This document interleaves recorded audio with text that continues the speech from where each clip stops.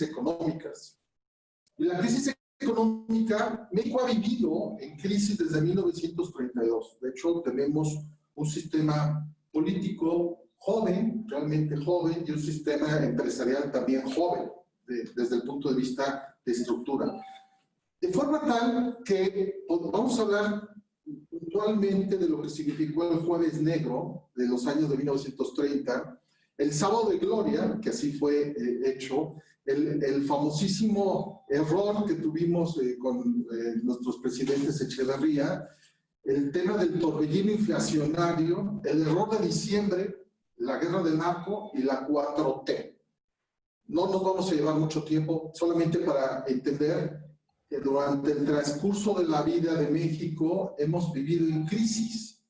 Y a pesar de que hemos vivido en crisis, gracias a la participación de las empresas principalmente, hemos podido solucionar las crisis, ¿sí? Entonces, bien, hablemos un poco de la crisis de 1932. Como ustedes saben, fue la Gran Depresión. ¿Y qué sucedió con esta parte? Pues hubo un crecimiento artificial de la bolsa de Nueva York, donde estuvo Pascual Ortiz Rubio, y la supresión del subconsumo. De hecho, en aquella ocasión, lo que sucedió fue se desmonta el sistema de oro de México, hay paros laborales, hay una deflación importante en la reducción del circulante del crédito de México, hay una devaluación de la moneda. De hecho, el PIB cae a más del 14%. En México se supone que estaremos en el 8% ahora.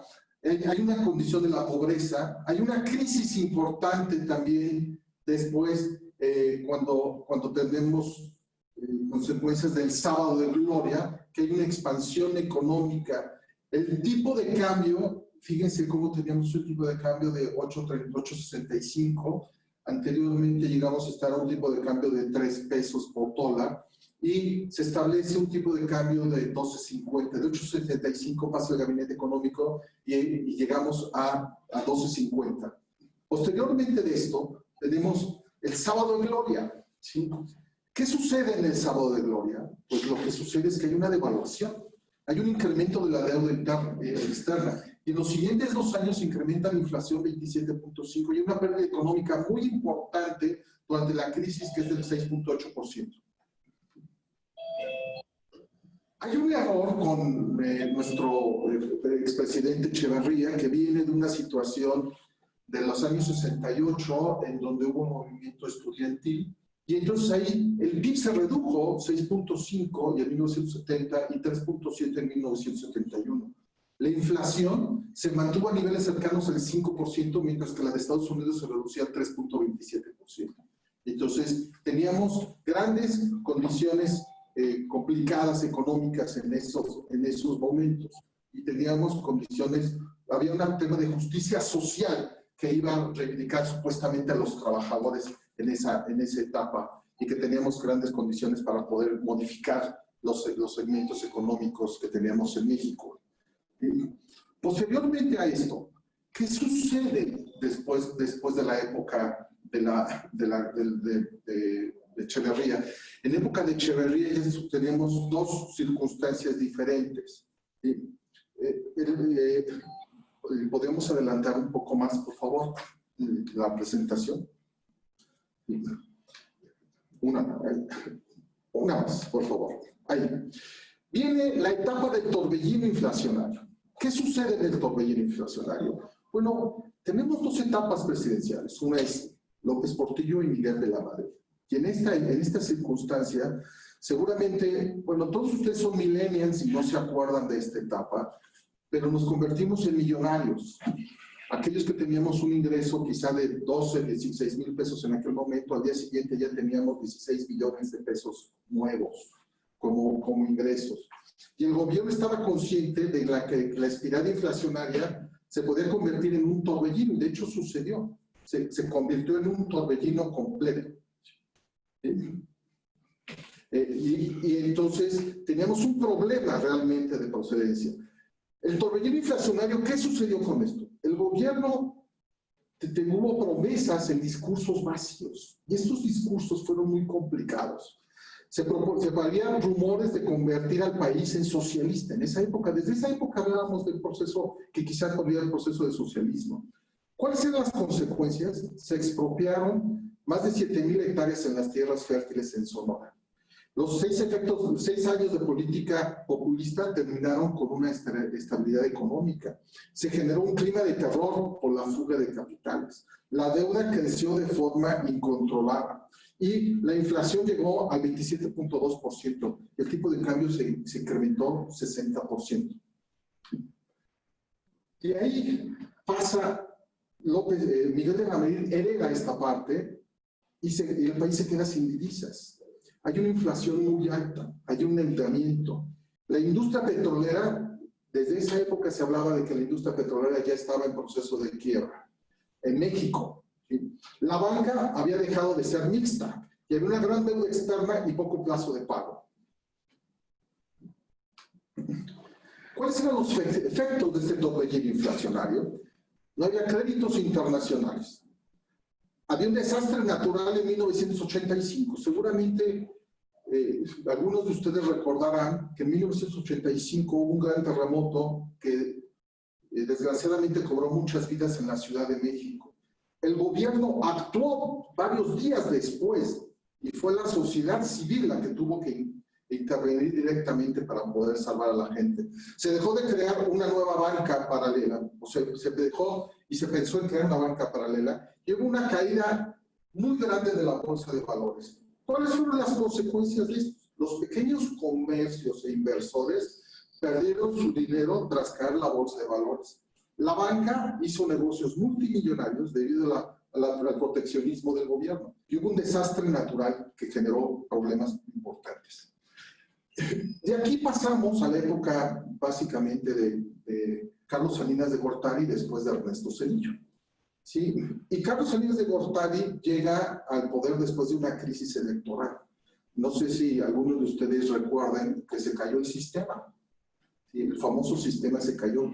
Pero en esa época también se concreta la firma del Tratado de Libre Comercio, que ahora vamos a tener otra firma del Tratado de Libre Comercio.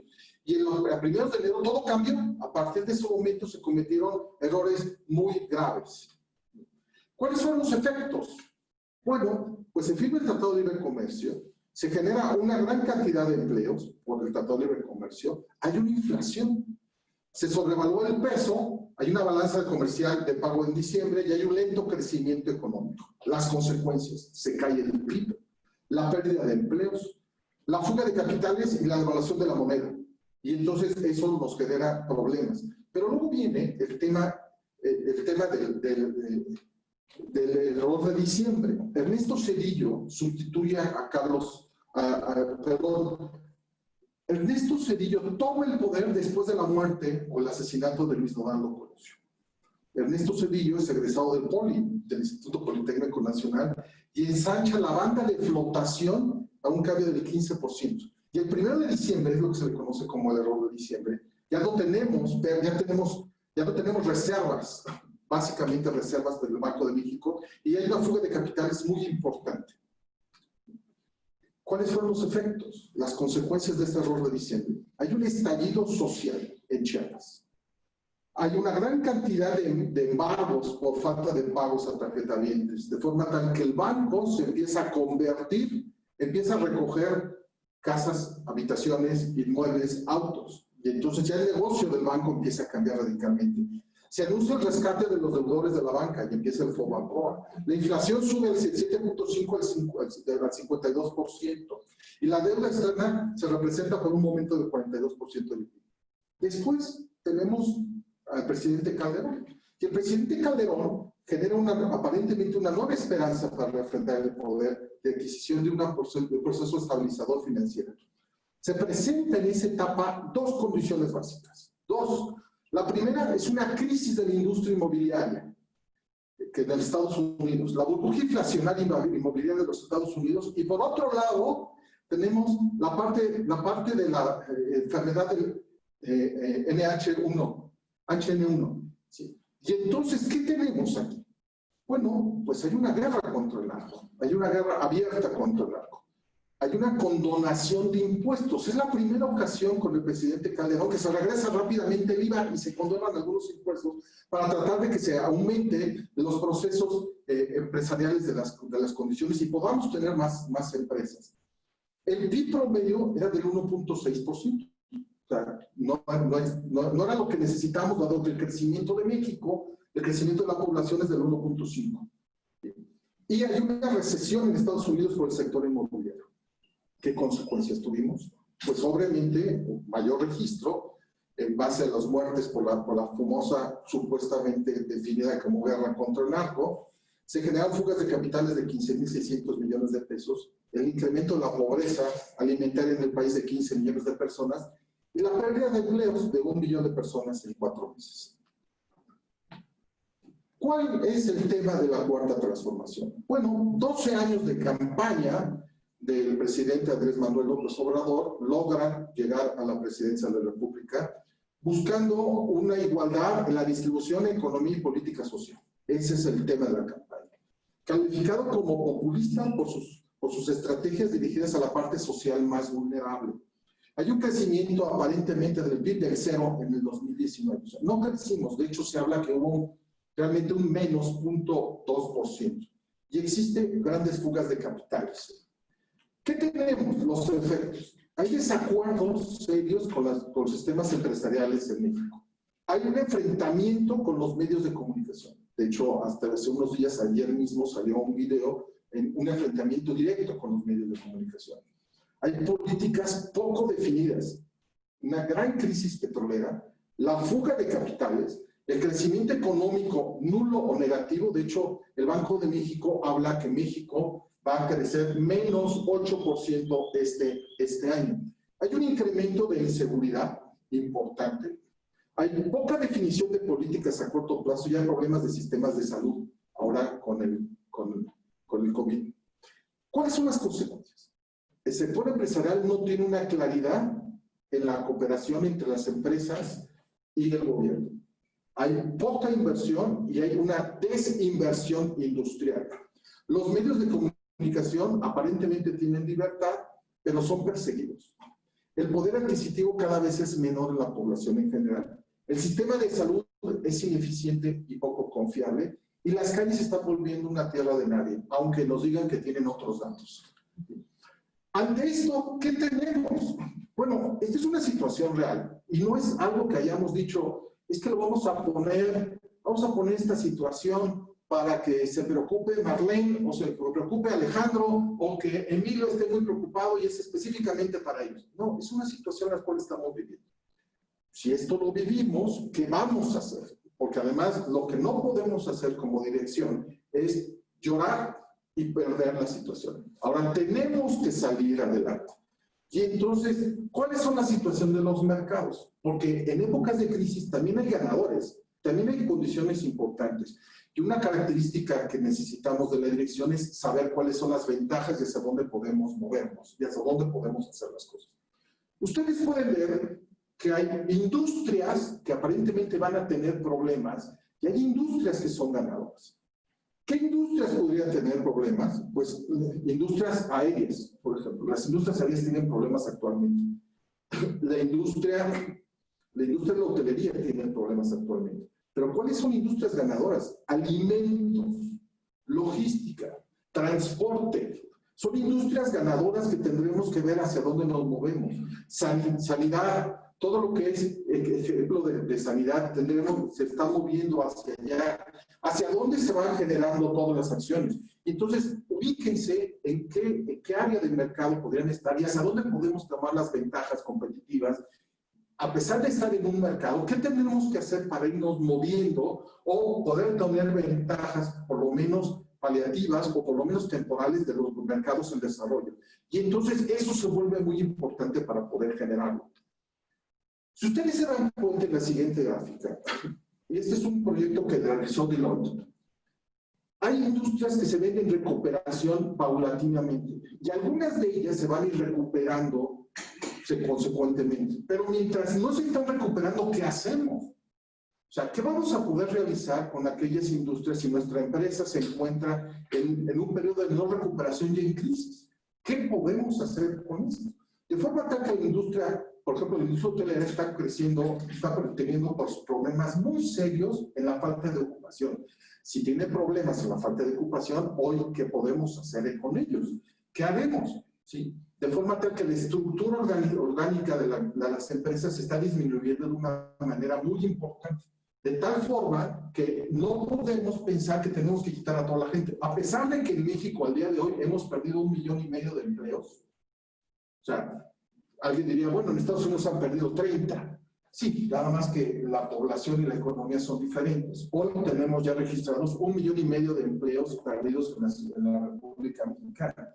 Ante esto, pues, ¿qué tendremos que hacer? Tenemos que modificar y tenemos que modificar condiciones. Tendremos que hacer cosas distintas, diversas, para que podamos manejar y podamos realmente sobresalir a nuestra empresa. No podemos quedarnos llorando.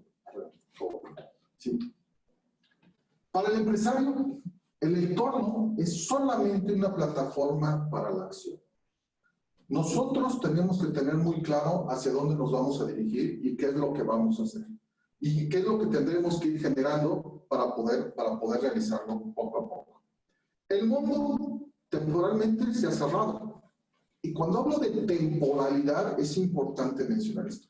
Temporalmente se ha cerrado. Eso no quiere decir que esté cerrado. Quiere decir que hoy tenemos que buscar la creatividad de todos ustedes como directores para poder obtener una ventaja competitiva para nuestras empresas. No podemos pensar que todo esto se terminó. No, las condiciones han cambiado y vamos a ver positivamente qué está sucediendo con cada una de ellas. ¿Sí? ¿Cómo llegamos aquí? ¿Cómo llegamos a que estas situaciones de la empresa están cambiando? Pues muy bien, hay 5 crisis en las empresas. Hay crisis en el área financiera, hay crisis en el área comercial, hay crisis en el área de operaciones, hay crisis en recursos humanos y hay crisis en gobierno corporativo. La empresa tiene 4 áreas operativas en la parte de gobierno corporativo. Lo interesante es que cada una de ellas tiene crisis aparentemente diferentes, pero unidas. Y cada uno de los responsables de las áreas está sufriendo diferentes crisis. Se habla de que todos estamos en la misma tormenta, sí, pero no todos navegamos en el mismo barco. ¿Sí? Hay quienes tienen yates y hay quienes tienen lanchas de remos. Y va a depender de la capacidad directiva para poder salir adelante con sus remeros o con su tripulación. La capacidad del capitán y de la tripulación para solventar una tormenta va a depender mucho de ellos.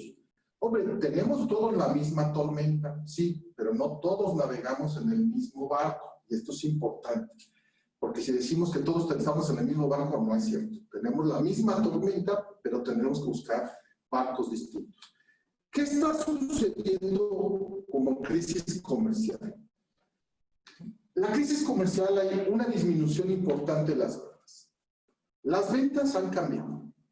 No vendemos lo que teníamos que vender. Y entonces tenemos etapas en las que, por ejemplo, la industria del restaurante se han contraído sus ventas.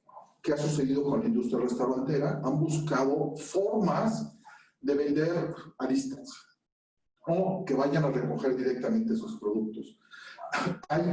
Hay empresas que incluso están alineándose y asociándose con sus proveedores y ofreciendo los inventarios de sus proveedores a diversos públicos.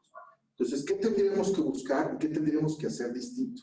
Hay una contracción del mercado, claro, pero el mercado se contrae para ciertas industrias, pero está creciendo para otras. Por ejemplo, el mercado se contrae en la industria de la construcción, pero la industria alimenticia está creciendo. Hay inversión hoy en día en plantas de alimentos. Hoy hay inversión en plantas de alimentos.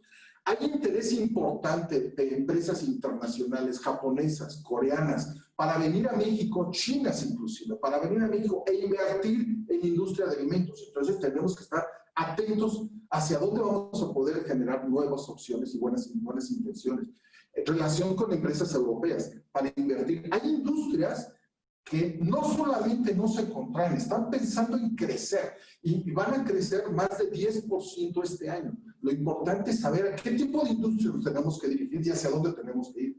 Hay una pérdida de participación de mercado, sí, es cierto, pero el perder el mercado no significa necesariamente perder utilidades, significa un sistema de planeación distinto al cual tenemos que llegar. ¿Hay problemas de cobranza? Claro que hay problemas de cobranza. Las personas no tienen necesariamente todos los elementos para poder pagar. Y no tenemos los elementos porque normalmente no generamos procesos de planeación económicas. Y entonces, fíjense que algo que tenemos en muchas empresas de Latinoamérica es, primero no tenemos un presupuesto muy claro. Y dentro de su presupuesto no generamos ahorros.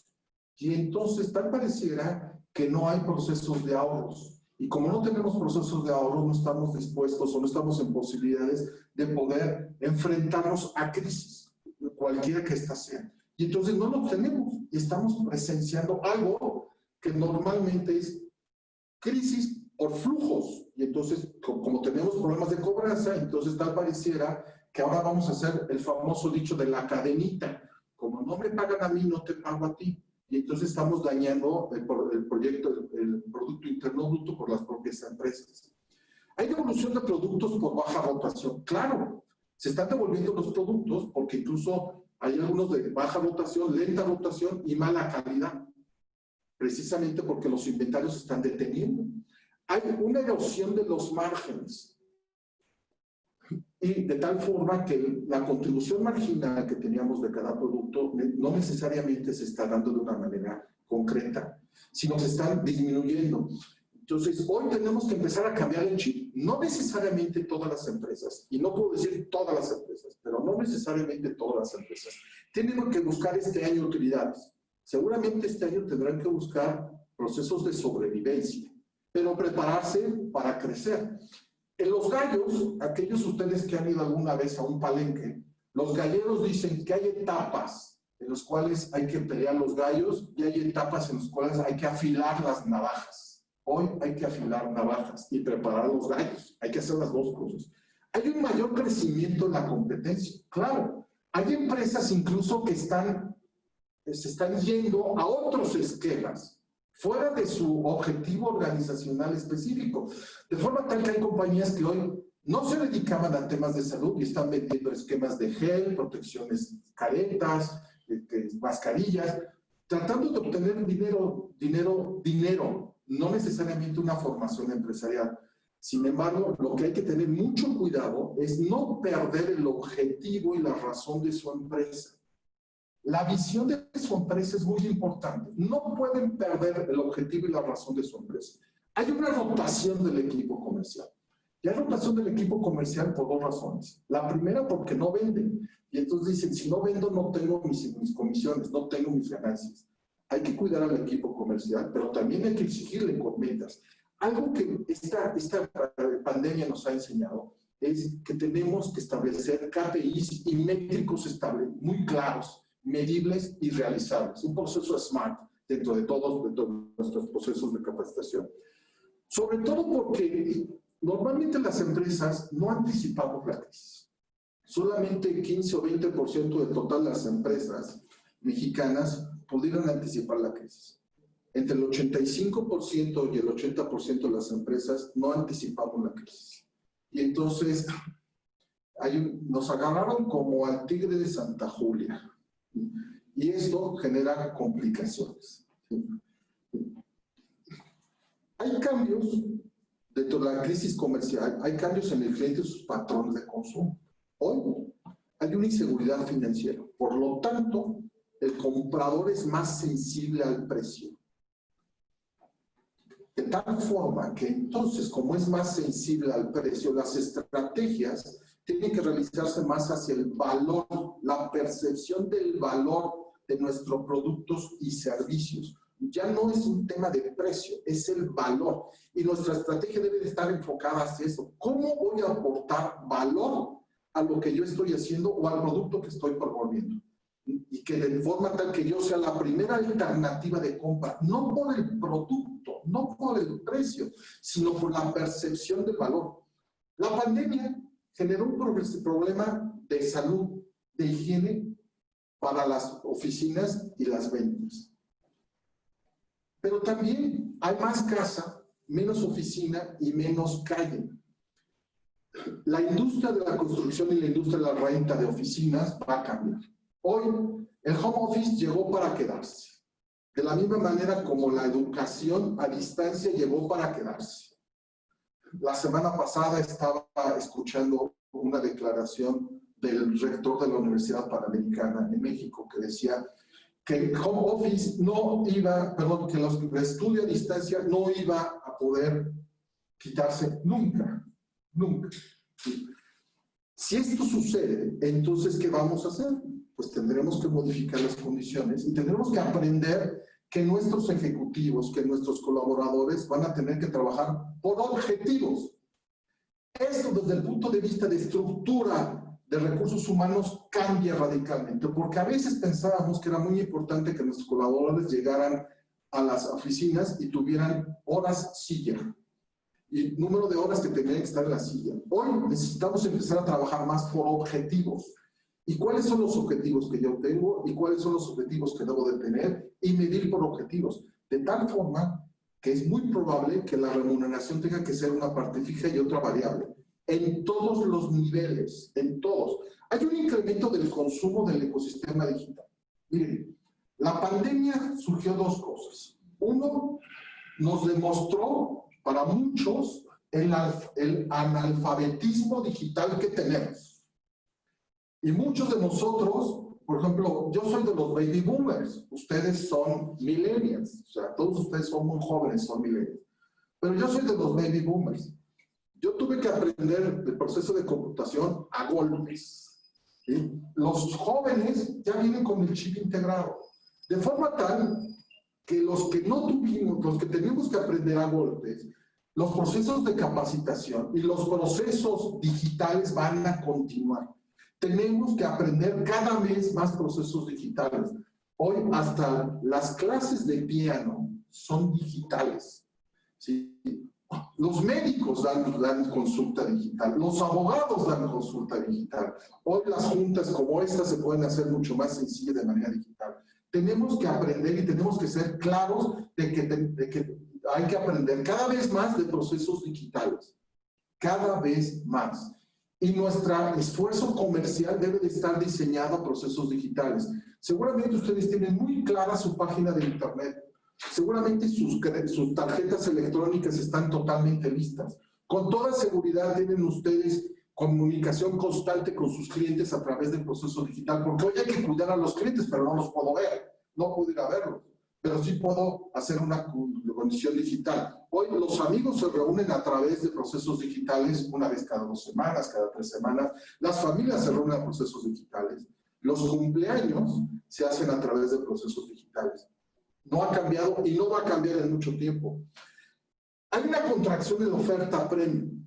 Las marcas de lujo y los estilos de vida de lujo están cambiando. Y están cambiando porque la pandemia no me permite salir a presumirlos. Y como no me permite salir a presumir el traje de lujo y el carro de lujo y el BMW y el Mercedes, entonces las ventas están bajando. Porque la percepción es, ya no me permite hacerlo, no me permite salir. ¿Por qué compraba cosas de lujo? Porque lo podía presumir. Hoy no lo puedo presumir. Y entonces empiezo a cambiar. Con esto, al mismo tiempo nos genera una crisis financiera dentro de la compañía. Y el COVID-19 nos genera una crisis financiera adicional. ¿Qué tenemos? Bueno, lo primero es un tema de gastos. Hay un problema muy serio. Necesitamos tener una gran disciplina en nuestros gastos. Tenemos que pagar lo que tengamos que pagar, pero no pagar arriba de lo que debemos de pagar. Pero no convertirnos en jinete del apocalipsis que no paguemos nada. No. Tenemos que tener muy claro cuáles son nuestros gastos.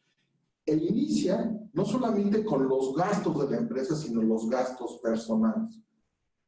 En muchas ocasiones, los dueños de las empresas y los socios de mayoritarios de las empresas dicen, bueno, como ya no tengo ingresos, voy a irme sobre las reservas de la empresa porque quiero mantener mi mismo nivel de vida. No, tengo que ser muy disciplinado.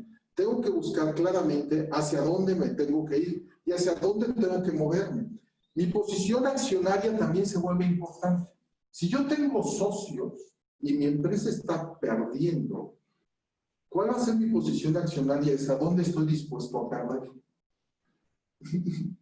Se dice que los bienes sirven para solucionar los males, ¿sí? Entonces, si ustedes van a perder más del 10%, hagan una reunión claramente con sus socios, si es que tienen socios, y definan hacia dónde se quieren mover, hacia dónde quieren estar. El flujo de efectivo se vuelve trascendental en este momento. El cuidado del flujo de efectivo. No más gastos de los necesarios, no más condiciones necesarias. Sabemos que la cartera de clientes se va a contraer. Sabemos que el tema de la cartera va a ser cada vez menor. Vamos a tener problemas, pero por otro lado tenemos que vender de una forma más inteligente. Y ayudarle al cliente a que sepa que nosotros estamos con ellos. No estamos en su contra, estamos con ellos. Y podemos hacer relaciones a largo plazo. A pesar de que los márgenes pudieran disminuir, en esta etapa es probable que tengamos que sacrificar algunas industrias, no todas, algunas industrias tengan que sacrificar algunos márgenes, sí, pero eso no significa que tengamos que regalar y que tengamos que sacrificar nuestros flujos de efectivo. El flujo de efectivo es muy importante el poder mantenerlo. Se vuelve trascendental. El tema de la deuda. Miren, si ustedes tienen deudas bancarias, hay dos condiciones. La primera es que su deuda, si es a corto plazo, puedan trasladarla a largo plazo. Los bancos están dispuestos hoy a negociar, trasladar las deudas a largo plazo. Un TIR más 3, un TIR más 4 es lo que están dispuestos a negociar. ¿Por qué es importante tener la visión de negociar su deuda de corto plazo o largo plazo? Por el tema de flujo. Ustedes van a negociar temas de flujo. Oye, pero es que eso me va a endeudar de los 4 o 5 años. Si ustedes tienen claridad en un presupuesto y en un plan de acción, y entonces pueden proyectar a 5 años, podrán tener claro si pueden pagar a los bancos. Entonces, trasladar sus deudas bancarias de corto plazo, los créditos revolventes, si ustedes lo creen conveniente, los créditos revolventes de corto plazo, trasladarlos a largo plazo, sin necesariamente perder el crédito revolvente. Entonces, o generar uno adicional, pero busquen generar un flujo, tener un flujo mayor para poder resolver los problemas considerados. Los dólares. Bueno, hay países que no tienen problemas con los dólares. En México, pues la inestabilidad del tipo de cambio está variando. Hasta hace unos meses estábamos en 18 pesos, hemos llegado a 25 pesos, hoy estamos a 23 fracción, 23 bajos, pero se prevé que quizá para fin de año lleguemos a 25, 25.50 y estaremos en esos rangos. Y no sabemos si con una contracción del mercado del 8%, ¿qué pasará para el próximo año en temas de deudas? Entonces, no es un momento de especular con las deudas, con los dólares. No es momento de especulación, es momento de tener precaución. No quiero decir que no hay que invertir. Si ustedes pueden invertir en dólares, pues adelante, pero no especulado, para no tener estos problemas. ¿Cómo negociamos con los bancos? Entonces, oye, si yo quiero negociar con los bancos, ¿qué tengo que hacer? Pues lo primero es tener muy claro el plan y saber qué es lo que tenemos que hacer y a dónde tenemos que generar. ¿Cuál es mi plan de crecimiento de la empresa? ¿Hacia dónde me tengo que mover? Si yo no tengo, esto desgraciadamente muchas empresas no lo tienen, y nos va a obligar a hacerlo. ¿Cuál es mi presupuesto de este año? Miren, los presupuestos que ustedes hicieron el año pasado, seguramente los hicieron en septiembre, octubre del año pasado, para autorizarlos en noviembre, diciembre y empezar a ejercerlos en enero, esos presupuestos ya no sirven. Con estas condiciones ya no sirven. Hay que rehacer los presupuestos para cierre de año, el primer paso, y generar el presupuesto para los próximos años. O sea, tener el plan concreto. Ese plan hay que trasladarlo a números financieros, considerando también las inversiones. Oye, pero ¿cómo le hago si ya tengo los presupuestos hechos y realmente mi empresa no me permite generar un presupuesto o no tengo idea cómo hacer un presupuesto? Bueno, Cuando ustedes iniciaron su negocio, seguramente partieron de una idea. Y muchos de ustedes utilizaron una metodología que se llama Canvas. Muy bien, pues entonces hay que pensar como nuevo otra vez. Las condiciones han cambiado, las ventas han cambiado y generen los presupuestos. No permitan que el sueño de su empresa, que es un sueño, se convierta en pesadilla. No lo permitan. Hay que luchar por las empresas, hay que luchar por la gente, cuidar a nuestra gente. Es muy importante cuidar a nuestra gente. Tengan claridad en cómo van a leer los contratos. Miren, hay una parte, a veces pensamos, no importa, que voy a tener el crédito ahora y después veo cómo pago. El después veo cómo pago no sirve. Eso no buscamos de un director profesional.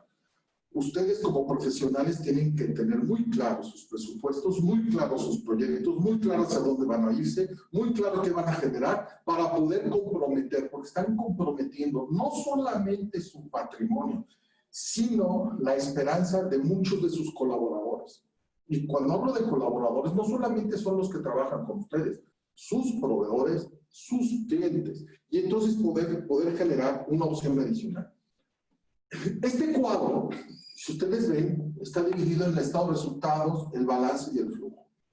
Hay que tener muy claro cómo se maneja cada uno de ellos y hacia dónde lo voy poniendo.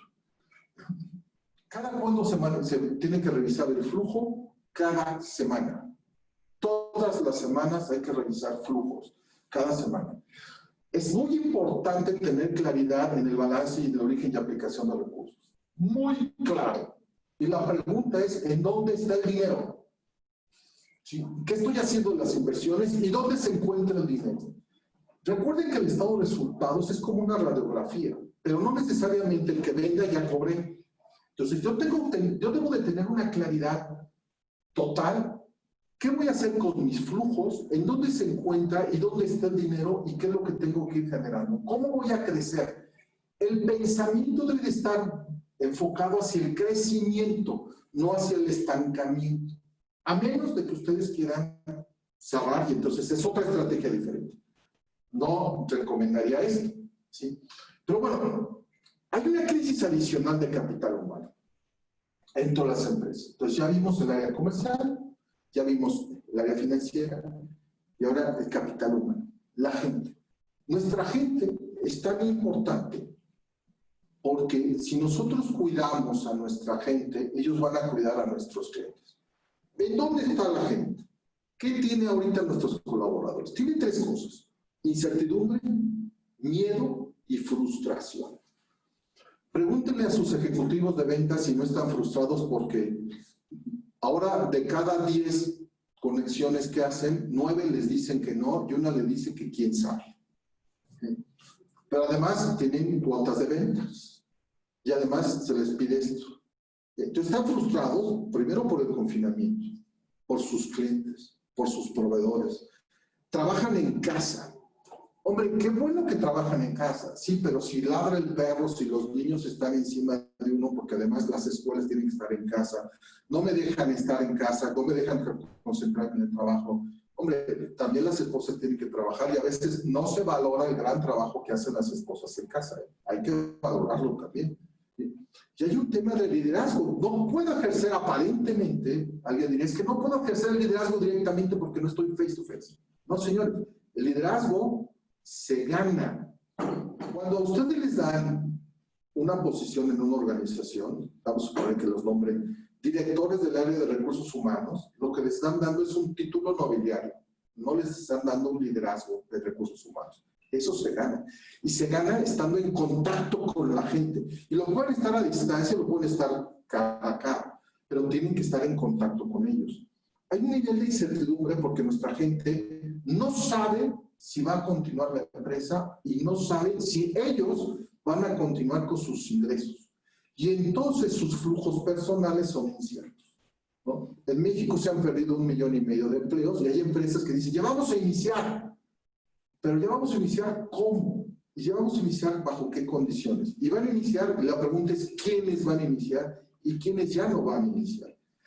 Tenemos que darle certeza y certidumbre a nuestra gente. Es lo más importante de la empresa. Ustedes pueden tener los mejores sistemas, pueden tener las mejores formas de trabajo, pero si no tienen al mejor equipo, no sirve sus condiciones. Tienen que mantener al mejor equipo completo. El mundo está cambiando y ya nada es igual. Nada es igual. Entonces tenemos que darle certidumbre a nuestra gente. Y desde luego hay miedo, y hay mucho miedo por sus familias, y hay mucho miedo por su trabajo, y hay mucho miedo por su salud física. Hombre, hoy estamos confinados y aparentemente vamos a salir dentro de unos días y se espera que haya un rebote, que haya un pico. Si sucede ese pico, ¿qué es lo que vamos a hacer con ese pico? ¿Y hacia dónde nos vamos a mover? ¿Y hacia dónde vamos a estar con ellos? Y entonces, ¿qué es lo que tendremos que buscar para poder mantenerlos claros y tranquilos? Lo más importante es que su equipo, todo su equipo de colaboradores esté enfocado a un resultado. Y estar enfocado a un resultado significa hacerlos partícipes inclusive del presupuesto.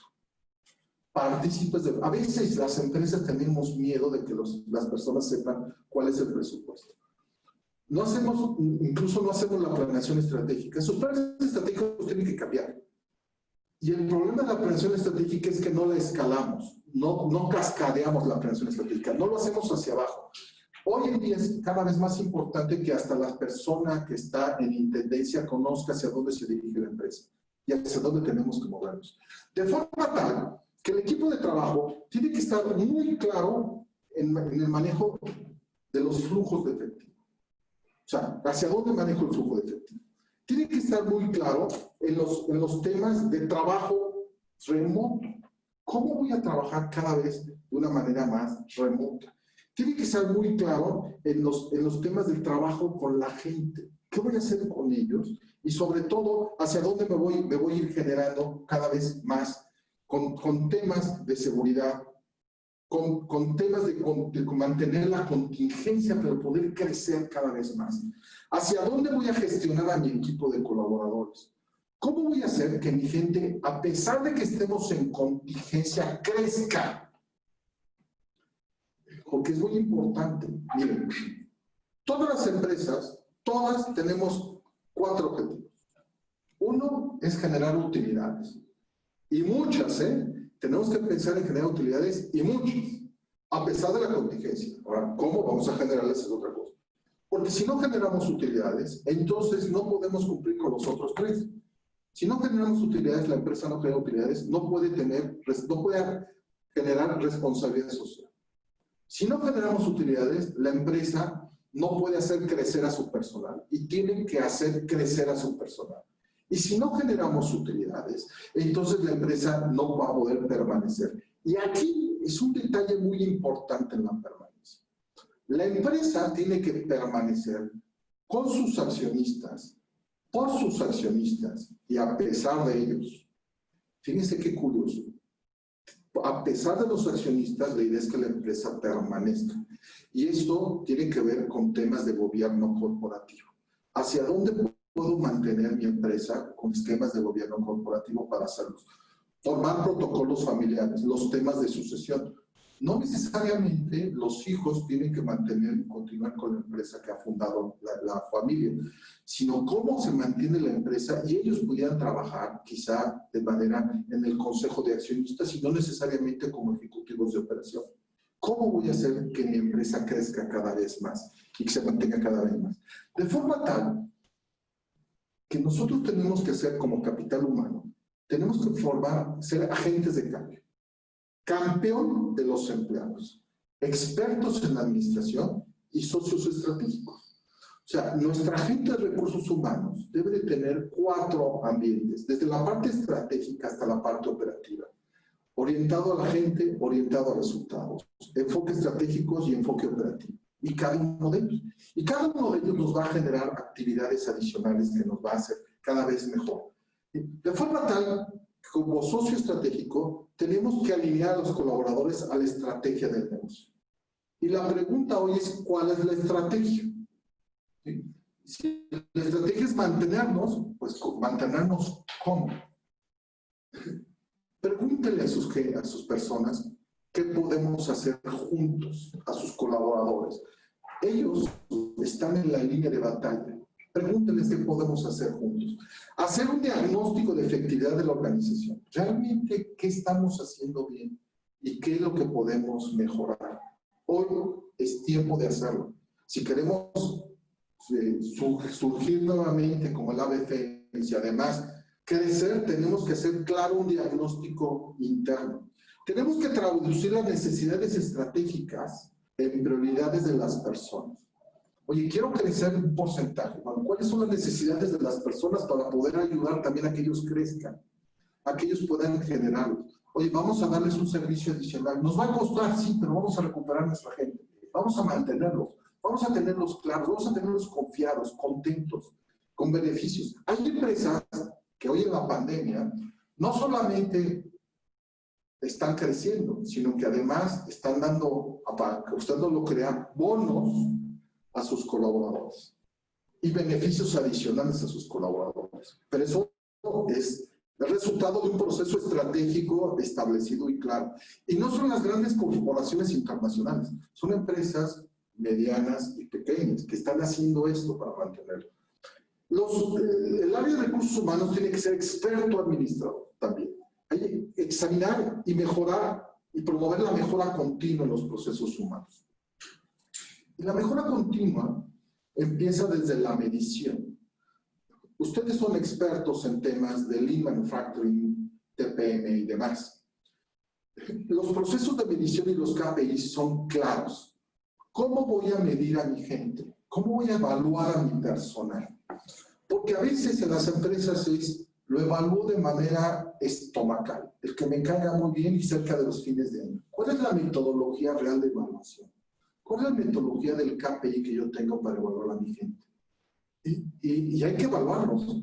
De la misma manera como evaluamos a la gente, en las juntas de consejo, las que hemos tenido la suerte de participar como consejero en varias juntas, hay que evaluar directamente a los consejeros y a los que participan en la junta. También los KPIs para la evaluación. Hay que llevar a cabo reingeniería de procesos y actualización de sistemas para hacer más fáciles las acciones para nuestra gente. Reingeniería no significa despedir gente, significa hacer las cosas más sencillas. Hay que promover la eficiencia administrativa en la función del personal. ¿Cómo hacemos que las cosas sean más fáciles, no tan complicadas? Las empresas no necesitan un proceso burocrático, necesitan procesos simples. Hoy, el tema de velocidad de respuesta hacia los clientes es una ventaja competitiva. Si nuestros procesos internos se vuelven complejos, vamos a dejar ir oportunidades de negocio. Tenemos que hacer que nuestros procesos internos sean mucho más simples para que la respuesta sea más rápido y la toma de decisiones de los clientes sea mucho más fluida. Y tenemos que ir planeando el crecimiento. Sé que me van a decir que estoy loco. Bueno, eso ya lo sé. Pero vean, en realidad, cómo vamos a planear los crecimientos, hacia dónde vamos a movernos. Tiene que ser el área de recursos humanos un campeón del crecimiento. O sea, incrementar el compromiso y las competencias de los empleados. ¿Cómo incremento el compromiso? Porque alguien diría, es que lo único que quieren es dinero. No, sí quieren dinero, como todas las personas, pero también queremos estabilidad y queremos seguridad. Queremos tener la visión. Yo todavía no encuentro, y en verdad todavía no encuentro una persona, y gracias a Dios hemos tenido la oportunidad de estar en muchos países dirigiendo compañías. Todavía no encuentro a una persona en ningún país que haya renunciado a su empresa. Todavía no encuentro a nadie, ¿no? Las personas no renunciamos a las empresas. Las personas renunciamos a los jefes. Las personas renunciamos a las personas. Y después nos quejamos de que hay una alta rotación de personal, que las curvas de aprendizaje son muy altas, que nuestros costos son muy altos y que además esto no lo podemos reflejar en los estados financieros. No. O sea, tenemos que ser campeón con los empleados, tenemos que tener un proceso de liderazgo, fomentar la contribución y el valor agregado para los individuos en el negocio que sepan claramente cómo contribuyen a la generación de valor. Porque a veces lo único que queremos es que ellos sean un mecanismo, un medio para la obtención de valor, pero no saben cómo contribuyen al valor. Y no solamente eso. En muchas ocasiones lo que hacemos con ellos es una vil y corriente transacción comercial. Tú dame tu talento y tu tiempo y yo te doy dinero. Y entonces les va a dar lo mismo que yo le dé dinero a uno o a otro. Y les va a dar lo mismo a ellos, darme su talento y su tiempo a mí o a cualquier otro. Ojalá podamos pensar que nuestros colaboradores puedan estar en nuestra organización solo los primeros 50 años de su labor comercial, de su actividad comercial, de su actividad profesional. Solo los primeros 50. Después habría que ver sus planes de pensión y demás, pero solo los primeros 50. No podemos hacer, como sucede hoy en día, que el desarrollo ejecutivo a nivel internacional, hoy se habla de que los ejecutivos a nivel internacional antes de 38 años ya han tenido 14 empleos formales. ¿Se puede imaginar lo que significa el costo de tener 14, de que nuestros ejecutivos estén dentro de la organización un año y medio? Es un costo altísimo. La curva de aprendizaje que se va a dar. Oye, es que estamos buscando el desarrollo profesional. Muy bien. Entonces pensemos cómo hacer el desarrollo profesional de nuestros colaboradores de manera interna, de forma tal que la empresa crezca y ellos crezcan. Y que piensen que la empresa es la mejor opción. De la misma manera como pensamos que nosotros tenemos de ser la mejor opción de nuestros clientes, tenemos que pensar cómo nosotros somos, como empresa, la mejor opción de nuestros colaboradores. ¿Cómo podemos hacer que ellos ni siquiera piensen en considerar una alternativa afuera? A menos de que no haya otra opción. Si se casan y se van a otro país o a otra ciudad, bueno, pues sí. Si es que no tenemos opciones y sucursales de otro lugar. Hay que escuchar y responder a los empleados con los recursos para incrementar su pertenencia y su lealtad. Uno de los grandes problemas que tenemos es que no sabemos escuchar. Y como todo el mundo está acelerado, no escuchamos. Y como no escuchamos, tal pareciera que lo importante es lo que nosotros decimos. Hay que escuchar y saber escuchar claramente. Hay que administrar la transformación y el cambio como agente de cambio. Hoy en día todo está cambiando. Todo. Si anteriormente se decía que el único constante es el cambio, hoy en día también. Pero hoy no solamente tenemos un cambio de forma de vivir, sino de forma de actuar. Y durante esos procesos hay que identificar y enmarcar los problemas. ¿Cuáles realmente son problemas? ¿Y cómo vamos a construir relaciones a largo plazo? Entonces, el tema de recursos humanos está en crisis dentro de las organizaciones y tenemos que sacarlo adelante. Pero también hay crisis en operaciones.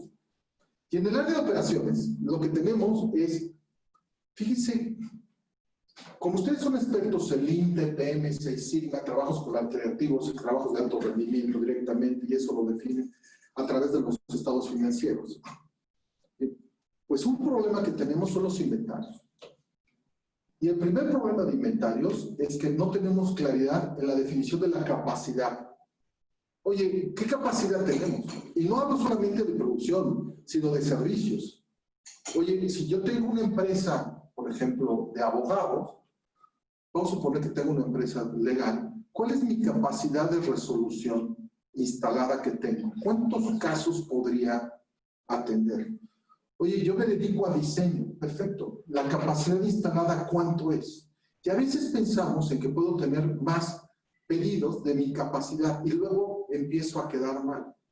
La primera cuestión es, ¿qué capacidad tengo? Y entonces, ¿cuáles son mis posibles entregas? Y mis inventarios. ¿Cuáles son los inventarios que tengo que hacer? Que tengo que mantener. Si ustedes son expertos en estos temas, sabrán que hoy en día hay que empezar a negociar esquemas de Kanban, de forma tal que pueda trasladar mis inventarios a través de una negociación financiera. Yo pueda trasladar mis inventarios a mis proveedores, asegurándome el abastecimiento, por un lado, de mis materiales, pero por otro lado, ellos asegurándose en la venta de un pedido extraordinario, de un pedido dado a través de una negociación de un año completo. Entonces, podría generar un proceso de cámara. ¿Eso que me va a ayudar? A reducir mis costos y a mejorar mi flujo directamente. Tengo que ser muy claro en mis costos. Hoy en día, los costos de producción tienen que analizarse frecuentemente. Y cuando hablo de costos de producción, no solamente menciono los costos de manufactura, los costos de desarrollo. Las compañías que tienen servicios tienen costos de producción y tienen que analizarse claramente cómo se encuentran esos costos. De la misma manera, como nosotros tenemos análisis de flujos cada semana, tenemos que ver las variaciones de los costos por proyecto o por producto y cómo se encuentran y cómo podemos irlos ajustando. Esos detalles hay que hacerlos. ¿Cada cuándo? Cada semana. ¿Cómo se encuentran nuestros costos? El tema de la calidad. Miren, la mejor definición que yo he escuchado de calidad es, calidad significa cumplir con la promesa. Nada más. ¿Qué prometí? Entregar un producto a tal hora, entregar un producto bajo estas circunstancias y bajo estas condiciones técnicas. Eso es calidad. Si yo doy una condición técnica superior a lo que prometí, se van a incrementar mis costos y mi utilidad va a bajar. Pero si yo doy un producto con las menores especificaciones que las que yo prometí, entonces la recompra no se va a dar y mis costos van a aumentar y mi utilidad va a bajar. Entonces, ¿qué tengo que hacer? Cumplir con la promesa. Y cumplir con la promesa significa tener muy claro cuáles son mis procesos. Y mis procesos son mis procesos técnicos y mi gente. Nuevamente tengo que cuidar mucho a mi gente. ¿En dónde se encuentra este tema de la gente? ¿Hacia dónde tengo que ir? La parte de mantenimiento se vuelve crítica. Yo les decía que hay que afilar las navajas. ¿Sí? A veces, el área de mantenimiento, o en algunas empresas, el área de mantenimiento, hace muchos años le llamábamos los mugrosos. Yo era de los mugrosos. Yo empecé en el área de mantenimiento hace muchos años. Entonces, pensar en esto, el mantenimiento tiene un presupuesto y pregúntense cuánto vale el inventario de refacciones que tienen en su empresa. ¿Cuánto vale el inventario de hojas de trabajo que tienen en su empresa? Oye, es que no vale porque lo metí en mis gastos y por lo tanto los estados financieros ya los tengo.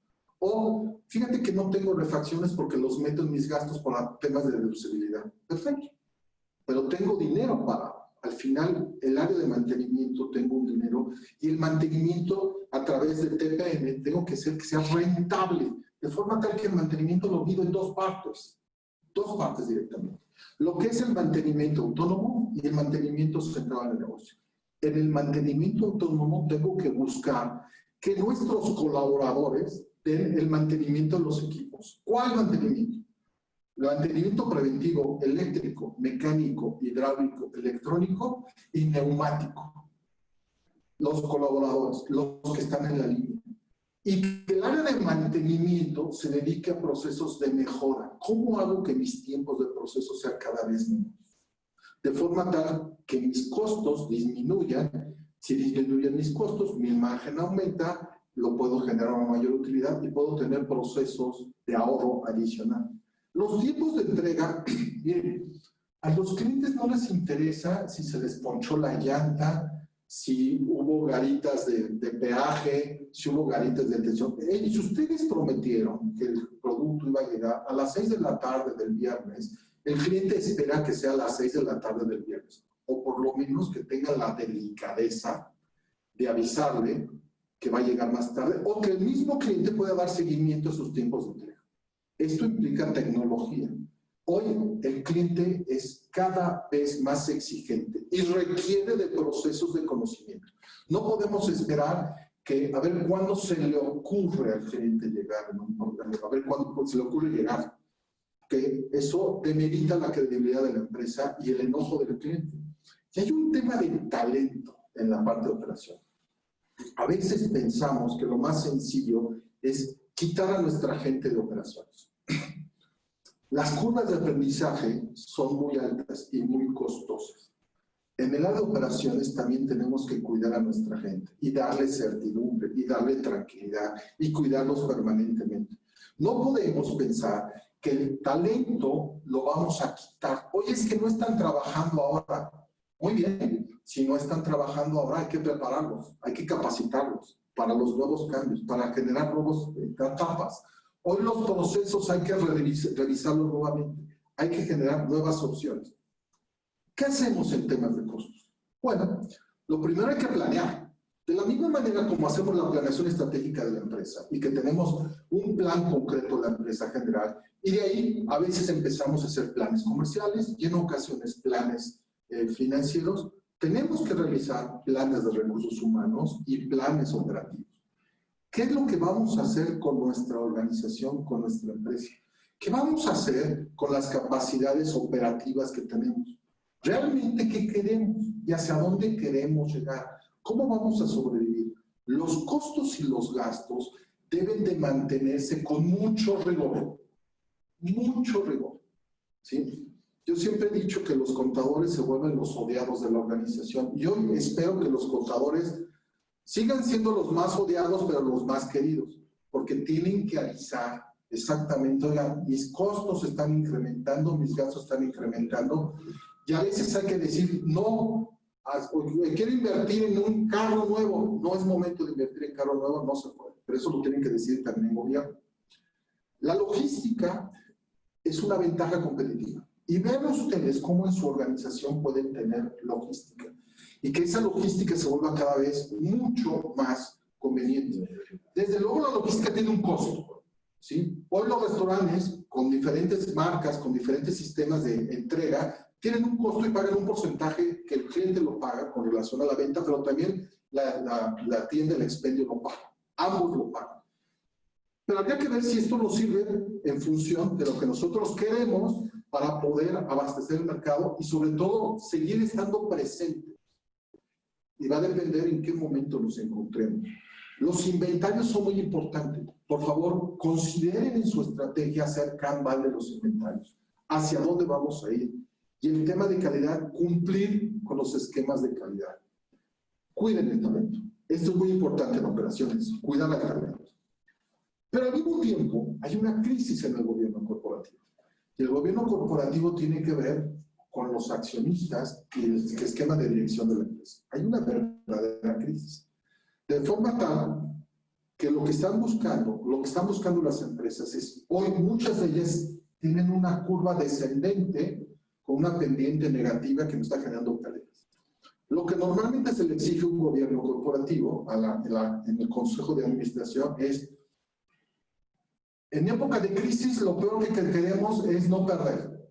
Lo peor. Si podemos tener utilidades, mejor. Pero lo que no queremos es perder. Y entonces, ¿cómo generamos utilidades o cómo revertimos la cuestión de las pérdidas para generar utilidades en la compañía? ¿Cómo vamos a hacer esto? Y tenemos que buscar talento. Tenemos que hacer que nuestra gente lo haga.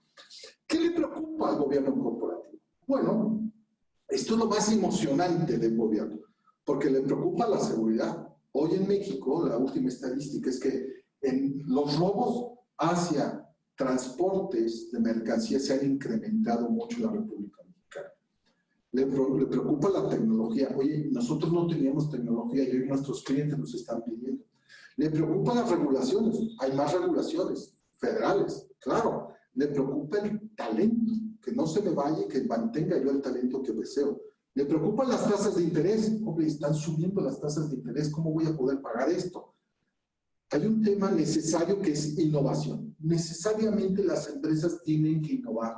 Buscar nuevos productos en nuevos mercados o nuevos mercados con los mismos productos. ¿Y qué voy a hacer para innovar? La cadena de suministro. Hombre, ¿cómo voy a generar una cadena desde mis proveedores, mis colaboradores, mis clientes y todos los que participan en el ciclo que pueda mantener el negocio? Desde luego el tema de planeación. ¿Cómo voy a planear a futuro? Pero primero, ¿cómo voy a planear los próximos 6 meses? Los próximos 6 meses son importantes. La comunicación. ¿Cómo voy a estar comunicándome constante y directamente con mis clientes? ¿Cómo voy a estar comunicándome con mis proveedores? ¿Cómo voy a comunicar con mis colaboradores? Primero, para darles certeza, para darles seguridad y por otro lado, para crecer. ¿Cómo voy a operar? Hoy, ¿cómo voy a estar operando para ser cada vez más eficientes y que mi costo sea menor? Hay un tema fiscal. Oye, ¿qué voy a hacer con los recursos fiscales? ¿Hacia dónde lo voy a hacer? ¿Qué voy a mejorar? La reputación de la marca. ¿Qué voy a hacer para que mi reputación se mantenga? Yo no sé si a ustedes les han llegado, a mí me han llegado cartas de varias líneas aéreas donde me aseguran que el aire del avión interno se está renovando cada 2 minutos. Yo no sé si eso era antes o no, pero bueno, hoy ya lo aseguran, ¿no? Y que además tienen todos los procesos higiénicos y de seguridad para cambiarlos y para hacerlo. Bueno, está bien, pero ¿cómo voy a mantener la reputación de la marca? Y que la marca que yo tengo como empresa esté creciendo cada vez más y se esté manteniendo. ¿Cómo voy a generar utilidades? Un consejo de administración no puede darse el lujo de permitir al director general decirle, no te preocupes, vamos a perder. No. En lo peor de los casos es, ¿cómo va a sacar punto de equilibrio? No puedo tener números rojos. Se preocupa por el mercado. ¿Hacia dónde va el mercado? Oye, ¿mi participación del mercado ha cambiado? Sí. ¿Y quiero esa participación o va a cambiar más? Sí. ¿Y cuáles son las relaciones con los socios? Recuerdo a un restaurante dentro de los socios de hace unas 2 semanas que los socios han decidido cerrar el restaurante. Cerrarlo. Muy bien. Y ahora el problema es quién absorbe las pérdidas. Y alguien diría, pues los socios absorben las pérdidas, pero hay socios que no quieren absorber las pérdidas y demás. Y esto tiene que ver con el gobierno corporativo. No tenemos una claridad de las acciones de la Junta de Administración, del Consejo de Administración, del Consejo de Accionistas, del Concilio Familiar. Tenemos que tener claridad cuáles son las condiciones y la planeación de cada uno de ellos en las empresas familiares, hacia dónde nos vamos a mover, cuáles son las responsabilidades de cada uno y qué tienen que hacerse. Al gobierno corporativo hoy le preocupan también los temas de sucesión. ¿Qué voy a dejarle a mis hijos? Temas de sucesión, las reglas de sucesión. Oye, como mi familia o mis familiares o mis sobrinos se quedaron sin trabajo, vamos a integrarlos a la empresa que nosotros tenemos. Sí, pero no tenemos posiciones. No importa, invéntale uno. No puedo inventarle posiciones. Y esas son reglas del gobierno corporativo. Y reglas del protocolo familiar que tenemos que hacer. Y tiene que quedar muy claro. Generar un protocolo familiar es tan importante como pensar en el sostenimiento y mantenimiento de la empresa.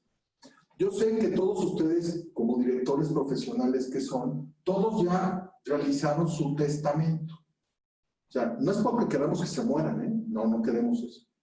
Lo que queremos es que no generen problemas para su familia y para las empresas. Entonces, tienen que hacer su testamento como primera etapa.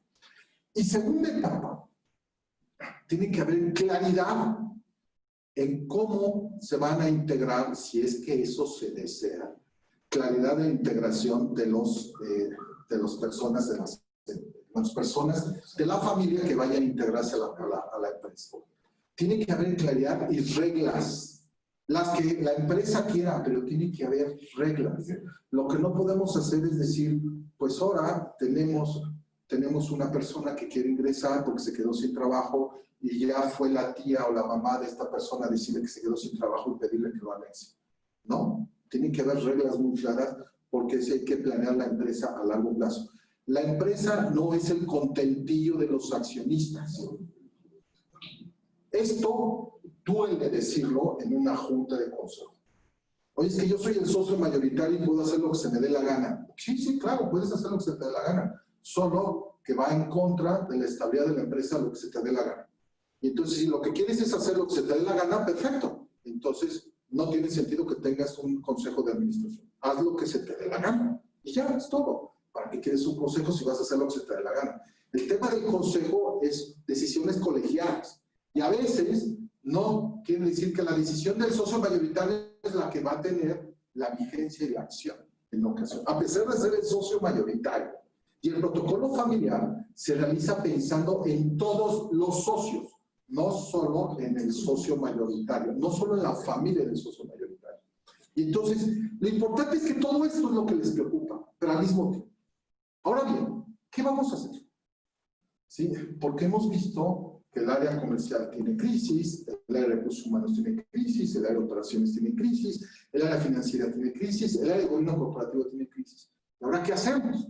Bueno, pues en realidad estamos en 3 etapas y tendríamos que planear en general las etapas. No quiere decir que todas las empresas, porque hoy hay empresas que están planeando crecimientos arriba de 10% para este año, para fin de año, y están planeando inversiones extranjeras y están planeando condiciones de inversiones y puestos de acción y crecimiento, pero no todas. Y entonces, aquellas que no están planeando esto, ¿qué vamos a hacer? Tener 3 etapas. La primera es sobrevivencia. ¿Cómo vamos a sobrevivir? La segunda es reorganización. Y la tercera es crecimiento. Y entonces, ¿cómo vamos a sobrevivir? Quizá hasta de abril, mayo a julio. ¿Cómo van a sobrevivir las empresas dado que las contingencias, incluso la salida de los mercados y la salida de la gente ha cambiado? Después, ¿cómo nos vamos a reorganizar? Muy probablemente de julio a diciembre, y luego cómo vamos a crecer de diciembre, pensando en el año entrante. Pero todo esto, lo interesante de la dirección es que lo tenemos que hacer al mismo tiempo. Todo esto. Porque no podemos solamente pensar en sobrevivir y dejar el crecimiento. Tenemos que pensar en el crecimiento y en la sobrevivencia. Pero son etapas importantes, como los niños. Estamos pensando en la etapa de crecimiento de los niños, pero también estamos pensando en la etapa moderna y la actual que estamos haciendo. Bien, hagamos lo siguiente. El mapa de ruta. Y este mapa de ruta nos puede llevar a tener muy claro hacia dónde nos vamos a ir generando. Y está dividido en objetivos y en acciones. Y tenemos la etapa de sobrevivencia, la etapa de reorganización y la etapa de crecimiento. ¿Qué tenemos en la sobrevivencia? Bueno, pues lo que tenemos que hacer es generar clientes, cercanía con nuestros clientes. Hay que hacer que nuestros clientes estén cercanos, cerca, que se acuerden de nosotros, que seamos la primera opción de nuestros clientes. Tenemos que ver cómo generamos una base para una reorganización de nuestra empresa, sin pensar que reorganizar significa quitar gente. ¿No? ¿Cómo nos reorganizamos? ¿Cómo mantenemos los ingresos de la organización? ¿Cómo vamos a hacer que estos ingresos se puedan mantener actualmente? Oye, es que no puedo vender porque nadie me paga. Cuando ustedes originaron su negocio, nadie los conocía, no vendían nada, nadie les pagaba y además tuvieron el sueño de generar el negocio. Eso hay que regresar nuevamente a la base y tener ese espíritu emprendedor y de lucha. Y continuar con el sueño, no convertirlo en pesadilla. Y hay que tener una visión y una decisión muy clara a sus presupuestos. Ser muy claros sus presupuestos. Ahora, ¿cómo lo hago? ¿Sí?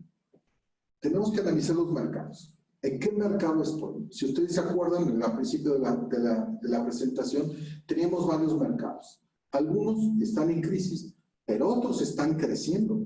Y entonces, ¿en dónde puedo atender los mercados? Por favor, exploren seriamente los mercados internacionales. Hoy los mercados internacionales están creciendo y hay oportunidades en mercados internacionales. Hay oportunidades de negocio. Hay empresas asiáticas que están queriendo invertir en México. Hay que acercarse a las cámaras, hay que acercarse a las cámaras de comercio, para poder ver qué oportunidades de negocio tenemos. Hay empresas sudamericanas que están, incluso centroamericanas, que están deseosas de participar en los mercados mexicanos, a pesar de que estén en contracción. Entonces, ¿cómo hago esto? ¿Cómo voy a buscar mis clientes? Tengo que ayudar y tengo que generar que mi presupuesto tenga un valor, tenga valor para sobrevivir. O sea, ¿cuál es el presupuesto que realmente voy a tener? Tengo que buscar mi presupuesto exacto, hacia dónde voy a ir. Cuidar a mis colaboradores.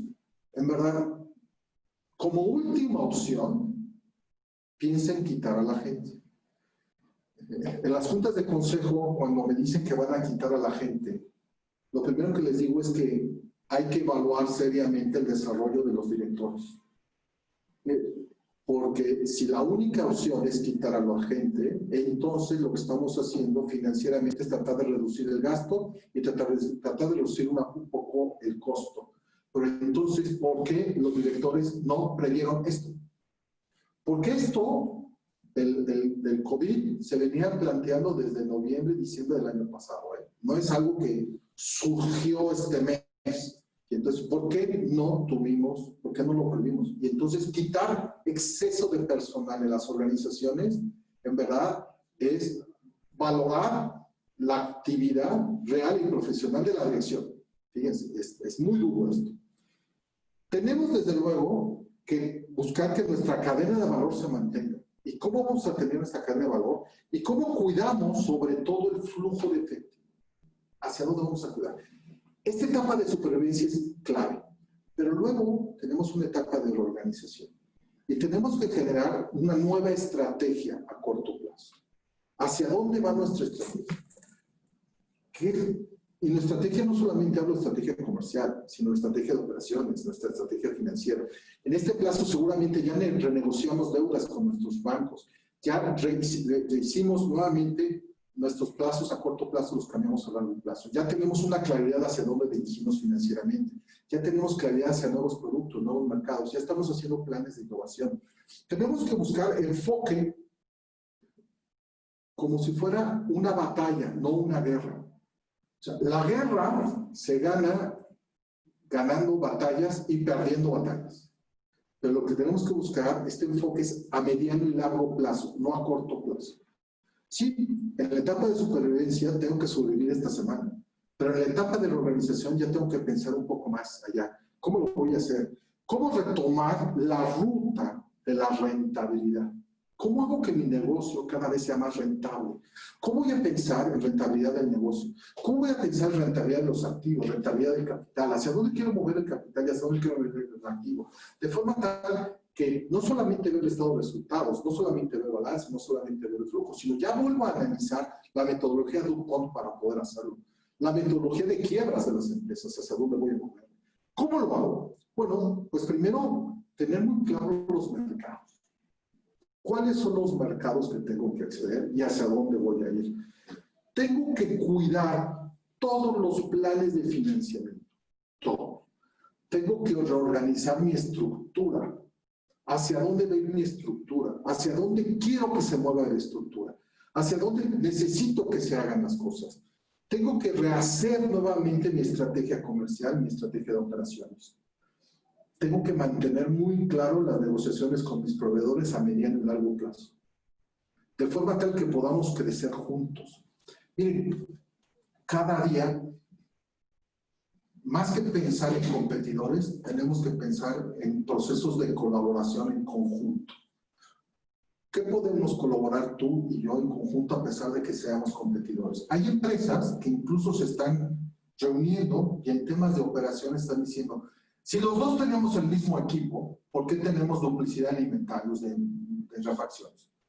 Hagamos algo, veamos cómo podemos entre las dos empresas reducir los requerimientos de flujo y tener los inventarios. Son procesos colaborativos, cuesta mucho trabajo, porque lo primero que hay que vencer es el ego. ¿Por qué por qué tengo que ayudar a la empresa competidora? Bueno, yo les diría por varias cosas. Uno, porque me va a hacer mejorar. ¿Sí? Si existe la competencia, me va a hacer mejorar. Y segundo, porque vamos a poder hacer crecer el mercado. Entonces, hoy, más que pensar en competidores, pensemos en procesos colaborativos. Y cuando ya hablemos de crecimiento, ¿cuáles son los nuevos mercados, los nuevos productos que tenemos que buscar? ¿Hacia dónde vamos a ir? ¿Cuáles son las renegociaciones de rentabilidad que queremos? Los planes de acción. Por favor, las juntas de consejo tienen que realizarse formalmente cada mes, desde la parte de supervivencia hasta el crecimiento. Las juntas de consejo cada mes, las juntas de reducción de flujo cada semana, las juntas de operaciones cada semana, el análisis de costos cada semana, todo el tiempo, muy estricto. Tal pareciera que es un asunto militar. No, es un asunto de disciplina. Las empresas tenemos que pensar en crecimiento, es rentabilidades, nuevos productos, nuevos mercados, hacia dónde voy a ir, cómo voy a capacitar a mi personal, cómo me voy a mover, qué planes de acción voy a tener, cuáles son los nuevos riesgos. Cuando los directores y accionistas dejan de soñar, y dejar de soñar significa dejar de ver el futuro, su empresa se vuelve pesadilla. Y lo más conveniente es que la dejen. Y la pueden dejar en manos de alguien profesional o asociándose, haciendo un joint venture o vendiéndola. ¿Sí? Hoy necesitamos pensar a futuro y necesitamos hacer todo esto simultáneamente. ¿Qué hay que hacer para lograrlo? Una gran disciplina. Tenemos que tener muchísima disciplina. Y esto es disciplina todos los días. Miren, hay un tema importante que nosotros decimos en la organización. Uno, que normalmente lo que hacemos es, hay dos acciones que suceden en las empresas. Vamos a hablar de las conclusiones. Adelante. ¿Sí? La primera es que vamos contra reloj. Y vamos contra reloj en la planeación estratégica. Esta planeación ya tenía que haberse realizado a fines del mes pasado y a principios de este mes.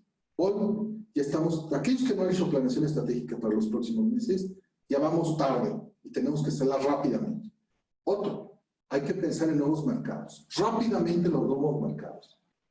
Control de los flujos de efectivo. Tenemos que mantener muy claramente el flujo de efectivo. Pero respetando a nuestros proveedores, a nuestros colaboradores y a nuestros clientes. No se vale ser jinetes del apocalipsis. Hay que desarrollar al personal, capacitarlo, hacerlo crecer. Tenemos que buscar una excelencia operativa. Tenemos que buscar claramente todos los procesos de Lean, 5S, TPM, Lean Manufacturing, trabajos colaborativos, trabajos de alto rendimiento. Y por otro lado, lo más importante, ser muy disciplinados sobre todo. Miren, en época de crisis, como ahora, hay quienes lloran y hay quienes venden pañuelos. La pregunta es, ¿ustedes cuáles son? ¿De cuál de los dos son? ¿De los que lloran o de los que venden pañuelos? Yo sinceramente esperaría que ustedes vendieran pañuelos. ¿Sí?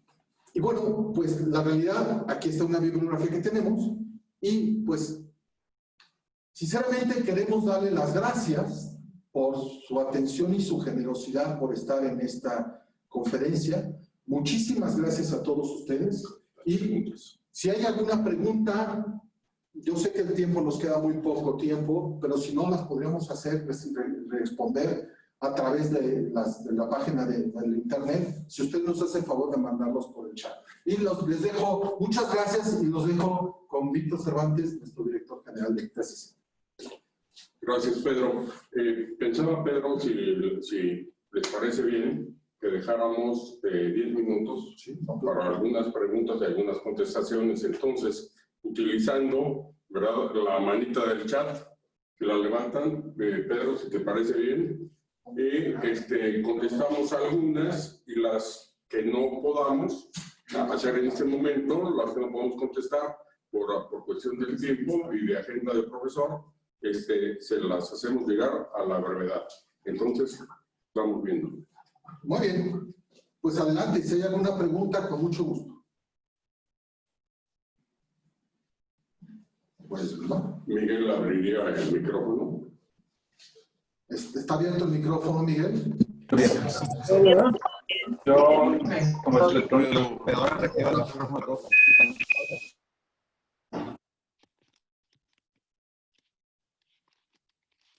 No sé acaso. Si no, no se preocupen. Si no hay una pregunta específica, nos pueden mandar por el chat la pregunta que ustedes consideren adecuada y con mucho placer nosotros se las contestamos vía correo electrónico sin problema alguno. ¿Sí? Yo sé que sus agendas son muy complejas en estos días y están de reunión tras reunión, una tras de otra, todo el tiempo, porque hoy se dice que el trabajo en casa es menos trabajo, pero no, la realidad es que el trabajo en casa están ustedes trabajando normalmente 8 hasta 12 o 14 horas diarias por la situación del conflicto.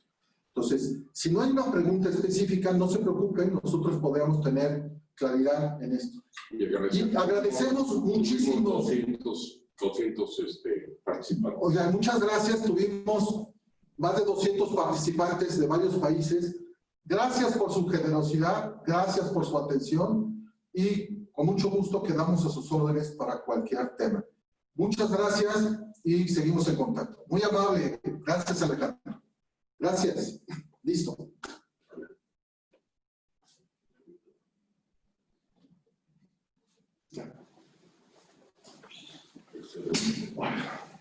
No diga nada.